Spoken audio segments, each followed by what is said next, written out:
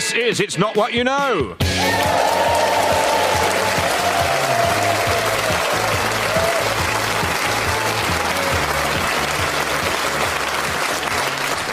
Hello, I'm Miles Jupp. It's often said that it's not what you know, it's who you know. This is why it's not a problem to write angry letters to strangers about subjects you know nothing about, just as long as your dad is the Duke of Edinburgh. Or why it's perfectly reasonable to say I may be a lumbering Mancunian with an inflated sense of my own importance who can no more design men's leisure wear than I can hold a tune, but my brother is still Noel Gallagher. On this show, we don't want to hear you gassing on about what you know. We only want to find out about who you know, and let's not dance around the subject, how well you know them. Each of our three guests has nominated someone they know well to answer a series of questions. Could be a friend, could be a family member, could simply be someone you found yourself billeted with on a residential speed awareness course, wrongly assumed you'd never see again, and consequently shared far too much with. If my guests can work out the answers their nominees gave, they could be the winner of tonight's Star Prize, where there will be laughs aplenty as you train to be a paramedic in the expert company of TV star and Bucks Fizz member Cheryl Baker. Cheryl promises to bring what one imagines will be an inappropriate level of fun to your repeated attempts to master the rudiments of CPR. Should you have trouble sleeping in the ambulance provided, and the sirens will be on throughout, Cheryl has also pledged to perform a one-woman show to cheer you up. In this case, a grotesque reimagining of the Viking raids on Lindisfarne. The show features monologues, mime, and what the Southern Daily Echo rightly described as interminable amounts of singing. Now, there is only one place available on this trip that you are, let's face it, unlikely to repeat. And to claim it, you will need to win this edition of It's Not What You Know. So will you please welcome tonight's contestants? They are Susan Calman, Vernon Kay and Sarah Pascoe.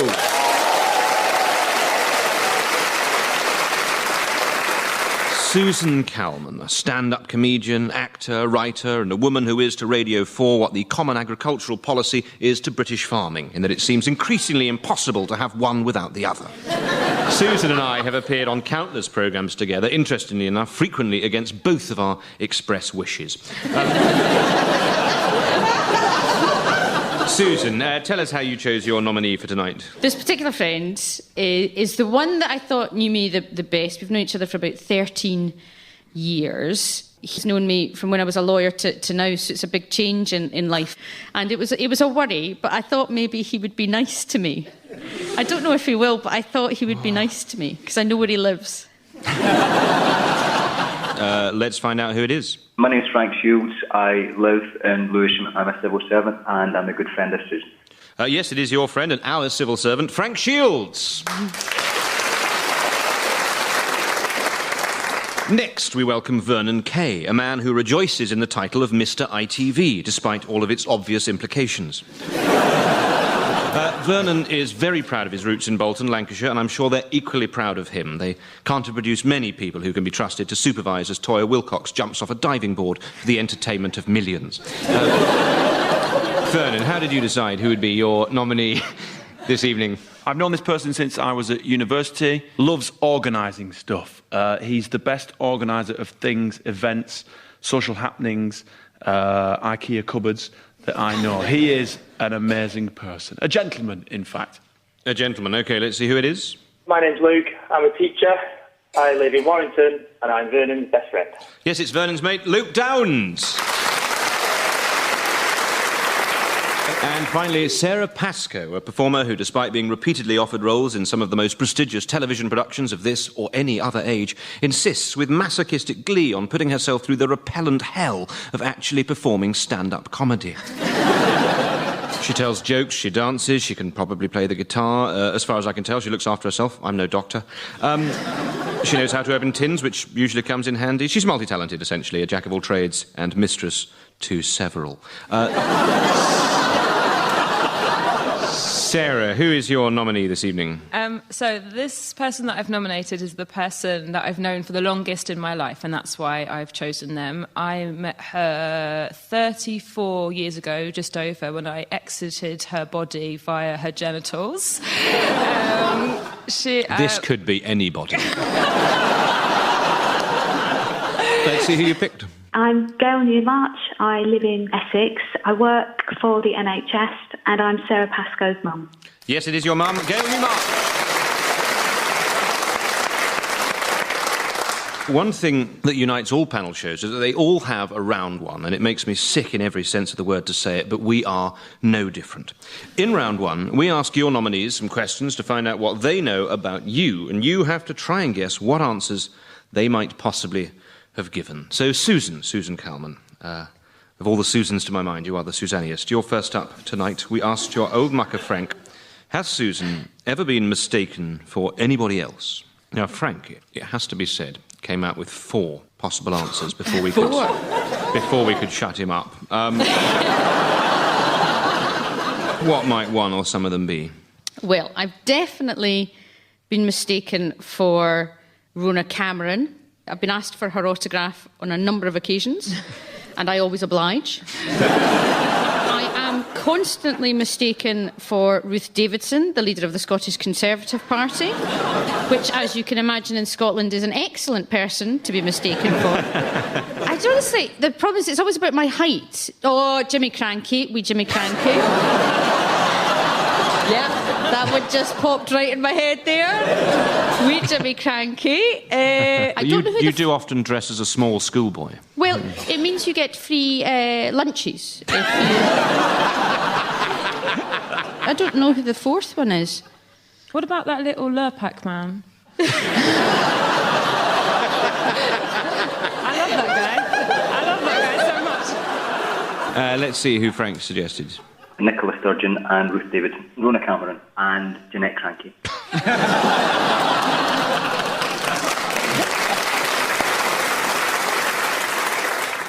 Yes, so that's Nicola Sturgeon, the SNP leader, Ruth Davidson, the Scottish Tory leader, Rona Cameron, the comedian, Jeanette Cranky, who needs no introduction. Basically a cross-section of your country's womanhood there. Really only Lulu that's missing. It would make an excellent cast list, though, for sort of Caledonian Ocean's 11. OK, 2 points. So, next up is Vernon Kay. Vernon, we asked your mate Luke, of the many shows he's presented, which is Vernon's least favourite? When answering this, it might be worth bearing in mind the potential professional consequences of your answer. That's tough. Because Splash first series was very successful. Second series, blimmin' awful. I enjoyed it, Vernon. I enjoyed it. I watched every week, and I thought you were exceptionally good. I liked your shorts. Thank you. I liked the flash of legs. Thank you. I enjoy seeing a shapely man's calf of a Saturday or Sunday night whenever it was on. Thank you. That's okay. What changed between the series to make one better than the other? I think people just clicked that it was just people diving into a swimming pool. I don't know. I'll say Splash. How dare you? OK, let's hear from Luke. Dancing on Ice in America. They had to use subtitles because of his accent. I hosted a show in America for ABC, and it was the equivalent of Dancing on Ice, called Skating with the Stars. And I had elocution lessons, so instead of talking like I do, like proper Northern, they made me talk like you. Right. Well, I must say, I do like the idea of Dancing on Ice, but then I think any show could be improved by the introduction of a huge quantity of frozen water. Newsnight Review, Call the Midwife, even Splash would have been improved if all those celebrities... And unbelievably, at the end of that emotional journey for us all, no points. And we turn to Sarah Pascoe. Sarah, we put this rather revealing question to your mum, Gail. We asked her, what is the naughtiest thing Sarah ever did as a child? Oh, I know this. What might she have gone for? When I was 14, my mum stayed out of the house for a night with her boyfriend David, and I had a party, but it wasn't my idea. It was the idea of a girl called Hayley Mays, and she said if I had a party, then Stedman would come and Stedman would kiss me. I'd never kissed a boy. This was very high on my to-do list. And I did it within 2 years, guys. So don't worry about me. I'm quote the player. And oh God, it was just awful. And all these people came from school, but they were people who didn't like me, so they trashed my house, and they were sick everywhere. Someone was sick in the rabbit hutch, and the rabbit ate it. And they smoked and they did drugs, and the police came, and then a girl went out and said to the police that she was going to sue them because her dad was a barrister. And I don't know if that was a lie, but it definitely wasn't true because her mum didn't even know who her dad was. So it was all so upsetting, and I stayed up all night trying to clean up, and then when my mum came home, I said that she could hit me because I felt so bad, but she didn't hit me. She made me join a local drama group to keep me off the streets, and now I'm a professional actor, so I haven't even been punished. In your face, Mum. Okay, let's find out. Gail, what was Sarah's naughtiest moment? I went out for the night and she had an all-night party that got out of hand and the police got called. And when I came back, I went upstairs and she was in bed hiding. I remember it very differently. 2 points. Vernon, we're coming back to you. Now, Vernon, you look like a man who can handle himself, by which I refer to self-defence rather than self-examination. You seem like a man that's not easily rattled. But we asked your pal Luke, what is the most frightened you've ever seen Vernon? What do you think he might have said? The most frightened. There's one incident that jumps straight in there, and it was after a night at the local nightclub in a town called Lee, which is just outside Bolton. We were walking to my friend Sean's house after a night out at a nightclub called Rubin's, and we got into a little bit of a ruckus. And my friend Sean, former Falklands veteran, took on these scallywags single-handedly, whilst Luke and I just pretended to be Gary Barlow and Jason Orange from Take That. We've come a long way. Go on, Sean! Go on, son! But we're not too sure where we... Hit him in the face! Yeah, I'd go with that. I'd go with that. Let's see, Luke. World Cup, France, 1998 versus Tunisia. Oh, yes. What happened? Unfortunately, Vernon didn't have a ticket for the game where the three of us did. And we met him after the match, and he had been chased by the Tunisians all around Marseille. Very similar to Lee, I'll be honest with you. Except there what happened is you were attacked. What you confessed to was your part in an aggravated assault. Yeah. We ended up in Marseille 90... Was it 8, did he say? Yeah, 98 World Cup in France, and we're in Marseille. But it was England versus Tunisia. So I went onto the beach to watch it on a big screen, and when we scored the first goal, it just... kicked off. It was awful. It was absolutely petrifying, to the point where I phoned my mum and said, I'm all right, don't worry, I'm sure you'll see this on television, because as I turned to look back at where we'd been, there was a young gentleman setting fire to a petrol pump, and he just spread the whole of the petrol station with a fire pump. Mindless violence, idiot. But yeah, that's probably... He's right, that was the most scared I've ever been. Christ. And also... Yeah. The sight of you running around in shorts. Topless, because I was wearing an England shirt, so I just discarded that very quickly. To reveal your Tunisian body.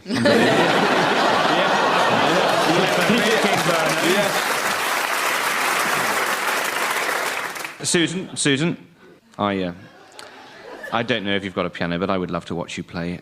Susan, we put the following to Frank. Frank, has Susan ever won an award? What would he have said? You look really nervous. Whenever I win anything, I'm so proud. I probably told him everything. So I won Best New Recruit in the Brownies.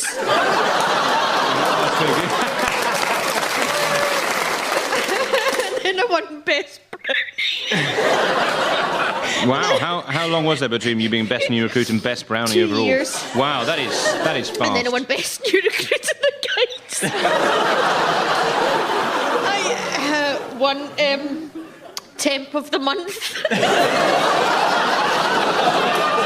Have you told poor Frank about all of these things? Has he had to listen to one of these outbursts? One-on-one, which I imagine is more stressful. Okay. I love the idea that that temping is the next stage after pies and brownies. Like, you just try all these new different skills, and it's not a badge, but you write it on your CV. There was a dark time when nothing happened in my life. And then I won a Scottish BAFTA, a Mac BAFTA. Oh, I won a bag of four, which is a British Gymnastics Award for walking in a straight line, which was the... Oh, no, you had to backward roll for a bag of four. No, you had to do a forward roll, bent legs. And I didn't get beyond that because I couldn't straighten my legs. So I'm going to go for... I'll go for the BAFTA, the Scottish BAFTA, just because that's perhaps more impressive than the Brownie Award. OK, let's find out from Frank. She got a bag of three award for doing gymnastics.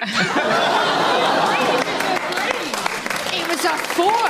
It was a bag of four. Now No, you know. now you know the point at which you stopped listening, Susan. No points. Back we come to Sarah. Sarah, we asked your mum, what did Sarah have on her bedroom wall when she was a teenager? What would she have said? OK, so this story puts us all in a bad light. So I have two sisters. There's three of us, and we lived in a three-bedroom house, which meant that one of us could have our own room out of the three. And as I was the eldest, it was decided that I could have my own room. And when my mum was out of the house with her boyfriend David, which is always my best times, I painted the entire room black. And I'd stolen a lot of books from the library. Basically, I stole loads of books with animals in them, and then I put all of the horses up on my black walls. And my mum got home and was very angry, and then Christina got to be moved into that room, who's my youngest sister, which was not fair. But also I had painted a room of the house black. So I think she's going to say horses. Was this before or after the party? Sarah, you said after the party you lived a blameless life. So was this before the party? This was probably before the party. Right. Yeah. So Just every one of before. your stories that starts, my mum went out with her boyfriend David. It was an exciting time for all of us. OK, let's hear Gail's version of events. She painted her room black when she was a teenager. Painted the bedroom walls completely black. But it does sound sensible from a heat point of view, black being the best absorber and the best emitter. So I think we probably all felt jealous of a goth at winter. 2 points. It's the end of the first round. Let's look at the scores, which, as always on It's Not What You Know, have been independently verified by some people that we know. In this case, the Bank of England's Counterfeit Currency Unit. I met up with them earlier this week, and I have to say they really are a great bunch of lads. We had a wonderful evening, and I think I forged some real friendships. Took them out to a branch of Las Iguanas. I suggested a cheaper chain Mexican restaurant, but they accepted no imitations. Bit of an embarrassing scene when the bill came and I attempted to pay with the £74 note, but we've agreed to keep in touch, and in fact we'll all be meeting up again in a few months for the trial. And we can see that in joint second place are Susan and Vernon, and out in front, it's Sarah! In round one, we found out just how well the nominees know the panellists. In round two, we're going to see how well the panellists know their nominees. We start this round with Susan Calman. Susan, please. Oh, Susan, paint me like one of your French girls. Susan, let's find out how well you know your chum, Frank Shields. We asked Frank, if you could commit any crime and get away with it, which crime would it be? What do you think you plump for? I think it would be... It's probably something to do with Doctor Who. I suspect it would be something like breaking into, the head of the BBC's house and holding them hostage until they allowed him to be Doctor Who, because that is his ultimate aim. But I'll get there first, because he's a civil servant, so he's got a longer way to go. OK, very sensible answer. Let's find out from Frank. Murder.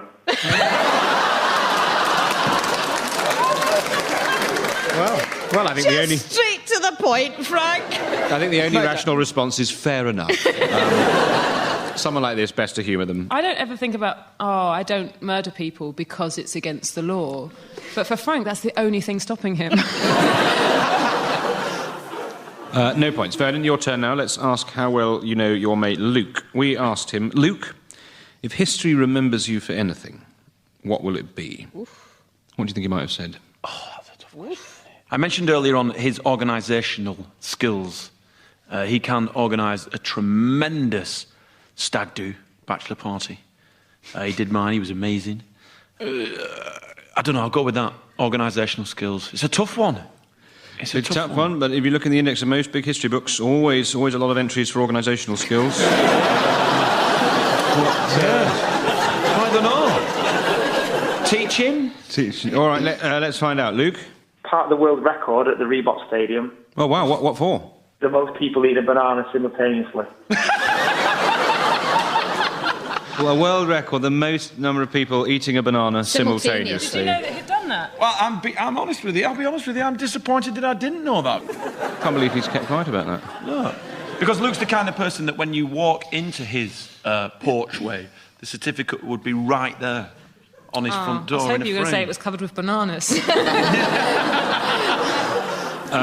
No points. It's time to talk to Sarah. We put this question to your mum, Gail. Okay. Now, Sarah, we've seen you in plenty of television shows. 2012, The Thick of It, W1A. We said to your mum, Gail, which is your personal favourite of the many characters Sarah has portrayed on television? What do you think she said? OK, so here is my mum's response to those 3 programmes in a list. What did you say? 2012, Thick of It, W1A. My mum said, on too late, I turned it off because they were swearing, and what?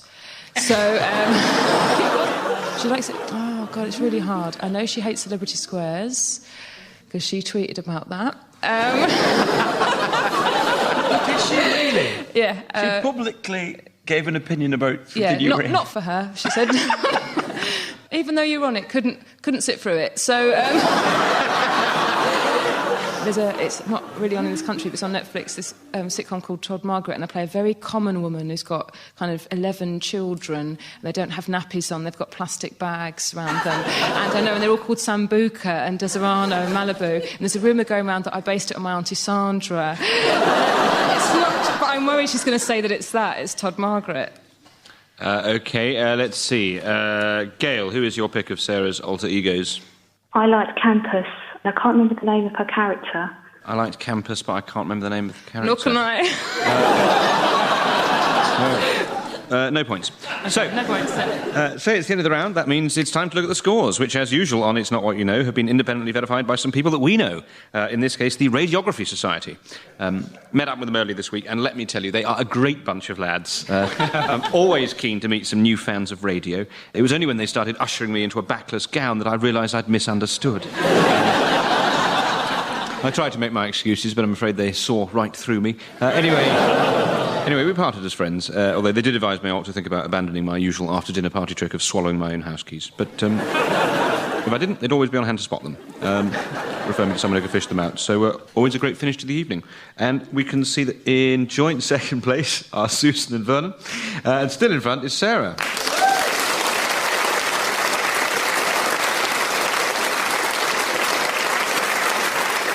This round is called The Big One. In this round, each panellist will have to answer a single big question about their chosen nominee. And when I say big, it is massive. It's worth a colossal, game-changing 4 points. Tonight's big question is, who is your nominee's favourite Beatle? We're talking about the Beatles as in John, Paul, George and Ringo, and not the Beatles as in a group of insects. Do not answer, I don't know, Death Watch, in an attempt to provide an element of humour that has, frankly, no place in tonight's proceedings. Sarah Pascoe, you're first up in this stunningly dramatic finale. Can you summon up everything you know about your mum, Gail, and use it to point us in the direction of her favourite Beatle? Favourite Beatle? She's going to say John Lennon. OK, let's see if that's true. Gail, who's your favourite Beatle? Paul McCartney. Dear, oh dear, what a result, what a result. If you didn't think things were gripping before, you either will now, or you'll already be listening to something else instead. No points. Vernon Kay, yes, sir. You've sent many a celebrity up the ladder to a diving board of doom. Do you dare to take on the even more awesome challenge of identifying the favourite Beatle of your friend Luke Downs? Yes. His father's study is literally a shrine to the Beatles. It is John Lennon's writing skills that were at the forefront of Luke's dad's passion and love for the Beatles. So I would say that may have rubbed off on Luke, and I will say Luke would say Ringo Starr. John Lennon. John Lennon. OK, Luke. Who is your preferred Beatle? Paul McCartney.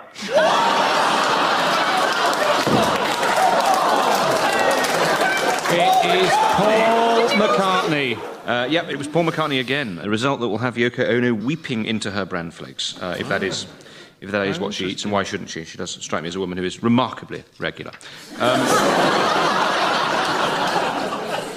Susan Cameron, will you for once in your life stop haunting my nightly dreams and answer a question? Remember, there is a paramedic course with Cheryl Baker hanging in the balance here. Will you tell us, once and for all, who is the favourite Beatle of your friend Frank Shields? We have never, I don't think, discussed the Beatles. So I'm going to put my neck on the line and say John Lennon. OK. Let's see. Frank.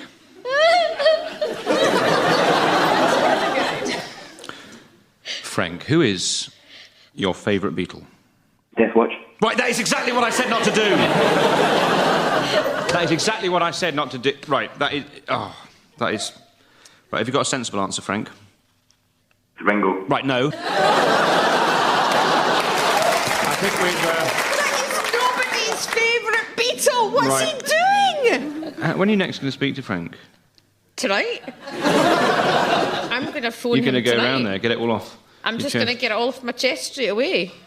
Ringo. That's my first word. Ringo. Well, it's the end of the show. The points have been gathered in and totted in so debauched a manner that those who witness the spectacle will be talking about it for the rest of their lives. And as ever, on It's Not What You Know, the scores have been independently verified by some people that we know. In this case, the London 2012 Great Britain rowing team. Met up with them early this week. I have to say, they are a great bunch of lads. Especially the Coxers 4, went for a row around Eton Dorney and ultimately found ourselves up a creek without a paddle. But fortunately, with a quite staggering number of crates of gin and tonic water. Slimline, they're in training.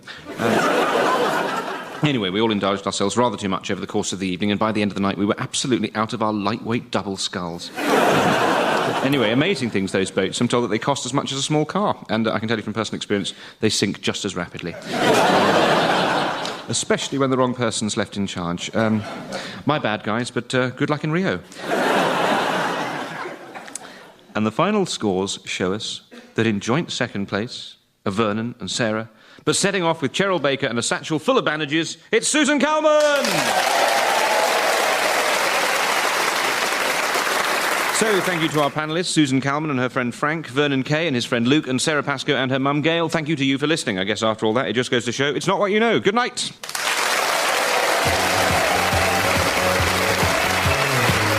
It's Not What You Know is hosted by me, Miles Jupp. The script was written by myself and James Kettle. The producer was Matt Strong, and it was a BBC Radio comedy production.